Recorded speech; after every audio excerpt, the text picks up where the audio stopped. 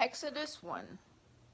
Now these are the names of the children of Israel who came to Egypt. Each man and his household came with Jacob: Reuben, Simeon, Levi, and Judah; Issachar, Zebulun, and Benjamin; Dan, Naphtali, Gad, and Asher. All those who were descendants of Jacob were 70 persons, for Joseph was in Egypt already.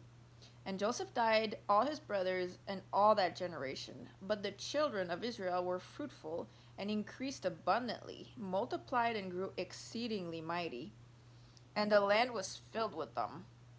Now there arose a new king over Egypt, who did not know Joseph. And he said to his people, "Look, the people of the children of Israel are more and mightier than we. Come, let us deal shrewdly with them, lest they multiply, and it happen in the event of war, that they also join our enemies and fight against us, and so go up out of the land." Therefore they set taskmasters over them to afflict them with their burdens. And they built for Pharaoh supply cities, Pithom, Pithom, and Ramses. But the more they afflicted them, the more they multiplied and grew. And they were in dread of the children of Israel. So the Egyptians made the children of Israel serve with rigor. And they made their lives bitter with hard bondage, in mortar, in brick, and in all manner of service in the field. All their service in which they made them serve was with rigor.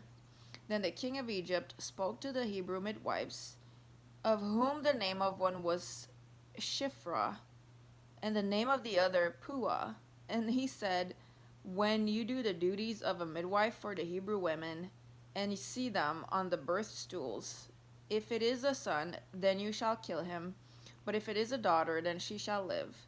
But the midwives feared God, and did not do as the king of Egypt commanded them, but saved the male children alive.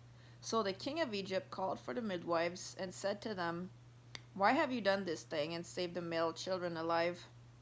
And the midwives said to Pharaoh, "Because the Hebrew women are not like the Egyptian women, for they are lively and give birth before the midwives come to them."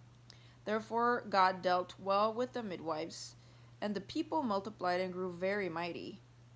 And so it was, because the midwives feared God, that he provided households for them.